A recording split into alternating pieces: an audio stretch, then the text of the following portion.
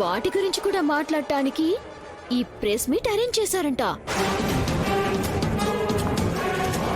అందుకే ఈ రోజు అందర్నీ ఇంట్లోనే ఉండమన్నారు. ఆ ప్రెస్ మీట్ కూడా మన ఇంటి దగ్గరే కండక్ట్ చేస్తారట.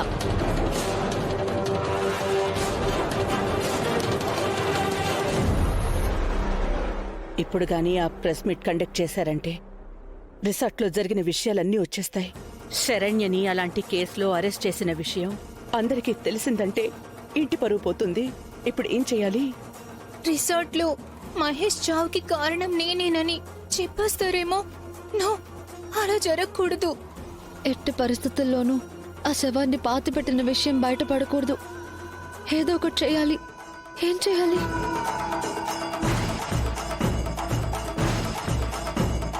ప్రెస్ మీట్ అన్న పేరు వినగానే అలా ఫ్రీజ్ అయిపోతే ఎలా అత్తయ్య గారు? ముందుంది కదా ముసళ్ళ పండగ. ఏంటత్తయ్య గారు టిఫిన్ ముందు పెట్టుకొని అంతలా థింక్ చేస్తున్నారేంటి? ముందు తినండి.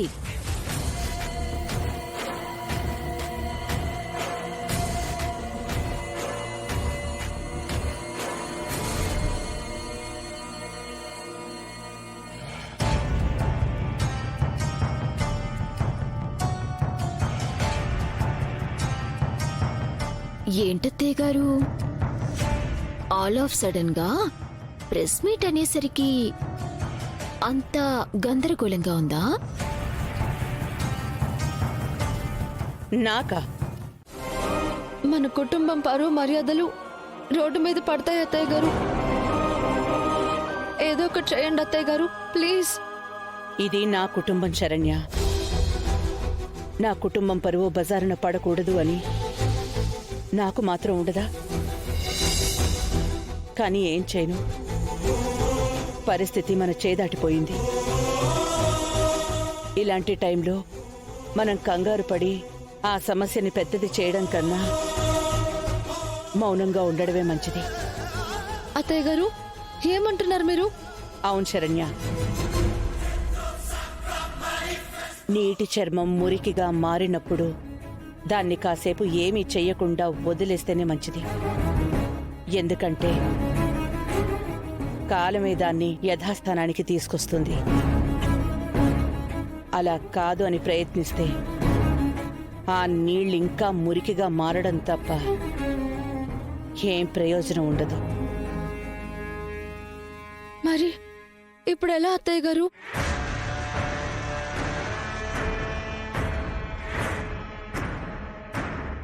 అయ్యో, ఏమన్నారు అత్తయ్య గారు? నేను పిచ్చి పిచ్చుకనా? చూసారా, ఈ పిచ్చి పిచ్చుక చేసిన పనికి మీరెలా పిచ్చోళ్ళైపోతున్నారు?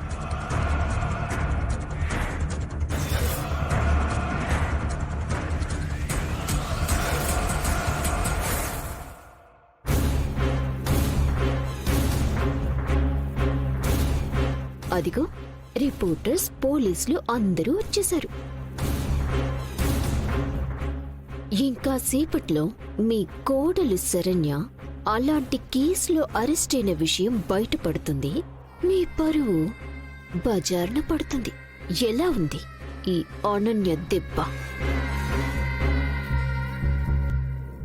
నువ్వు కంగారు పడకు శరణ్య, ఎలా జరగాలనుంటే అలా జరుగుతుంది. భగవంతుడా, ఏంటి స్వామి ఈ పరీక్ష?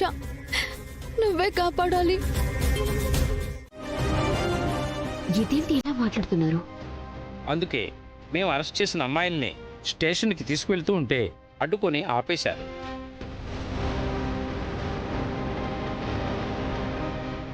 ఒక పోలీసులా కాకుండా సాటి మనిషిలా వాళ్ళు ఎలాంటి పరిస్థితుల్లో అలాంటి వృత్తిలోకి దిగాల్సి వచ్చిందో అని ఆలోచించమని మా డిపార్ట్మెంట్కి తెలిసేలా చేశారు.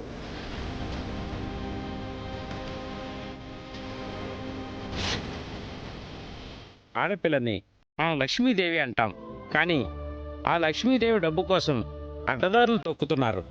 దానికి కారణం వాళ్ళ ఆర్థిక పరిస్థితులే తప్ప వాళ్ళ స్వభావం కాదని సమస్య లోతుల్లోకి వెళ్ళి ఆలోచించారు.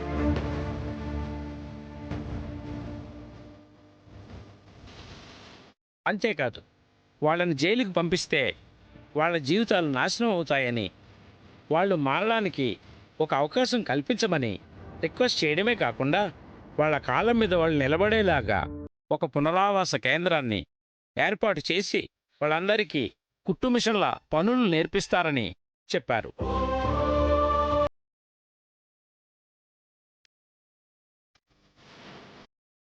అంతేకాకుండా ఆనంద్ గారు స్టార్ట్ చేయబోయే శరణ్య స్టిచ్చింగ్ ఫ్యాక్టరీలో వాళ్ళందరికీ పునరావాసం కల్పిస్తాను అని మాట కూడా ఇచ్చారు.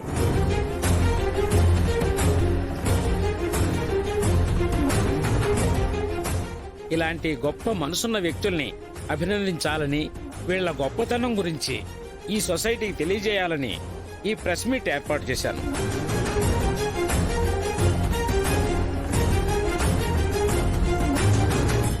Really you are doing good job madam. Thank you sir. వచ్చిన మీ అందరికీ కూడా కృతజ్ఞతలు.